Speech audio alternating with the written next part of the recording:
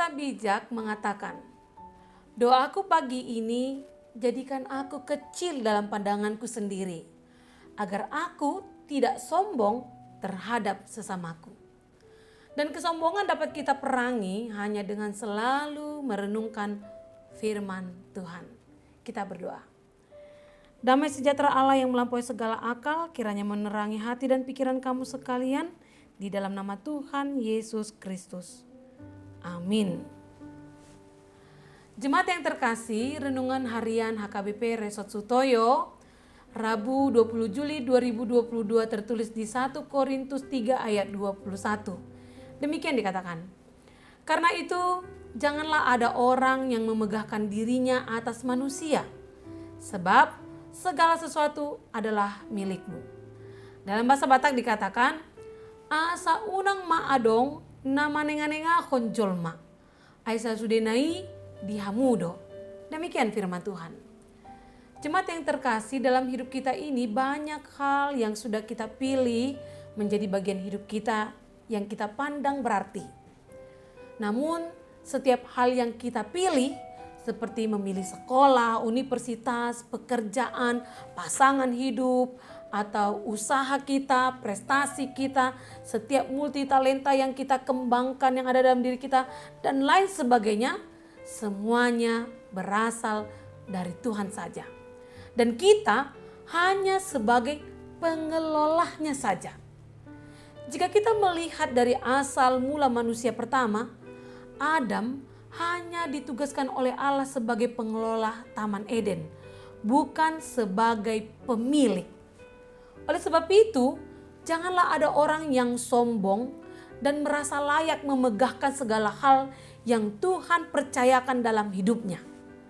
Ingatlah bahwa kita hanya dipercayakan oleh Tuhan untuk mengelolanya dan bukan untuk menjadikannya atau membuatnya sesuatu yang kita percayakan tempat kita menggantungkan hidup kita.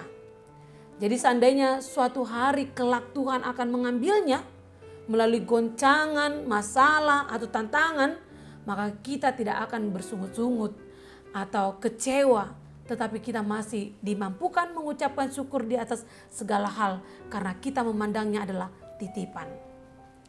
Firman Tuhan yang menjadi renungan kita hari ini adalah surat Paulus kepada jemaat Korintus yang mengalami perpecahan akibat adanya jemaat yang membuat golongan untuk membanggakan hikmat dan kekuatan mereka karena mereka memiliki pendidikan tinggi dan kekayaan dunia. Mereka membentuk kelompok-kelompok di dalam gereja dan bertengkar satu dengan yang lainnya. Korintus adalah kota yang terkenal dengan kemewahan dan kemakmurannya. Juga dikenal sebagai kota perdagangan yang besar dengan ribuan penduduknya. Korintus juga merupakan kota persimpangan dunia di mana perkembangan terbaru serta pendidikan terbaik ada di sana. Karena itulah penduduknya mempunyai kecenderungan untuk memandang diri mereka sebagai orang yang paling berhikmat atau orang yang bijak. Keadaan yang dialami jemaat di Korintus harus diwaspadai oleh gereja atau orang Kristen pada masa kini.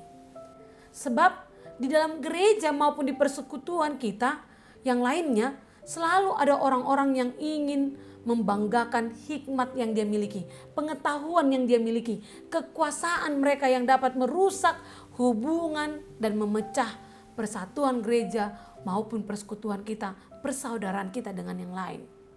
Manakala ada perpecahan di gereja atau persekutuan manapun, baik keluarga, marga, di pekerjaan atau dimanapun kita, penyebabnya hampir selalu pasti akibat adanya orang-orang yang berpikir bahwa diri mereka sangat penting.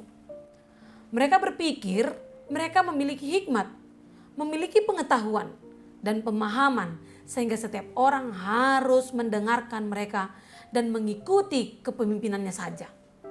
Dan herannya mereka itu selalu memiliki pengikut-pengikutnya. Demikianlah cara terjadinya kelompok dan golongan di dalam gereja maupun persekutuan lainnya.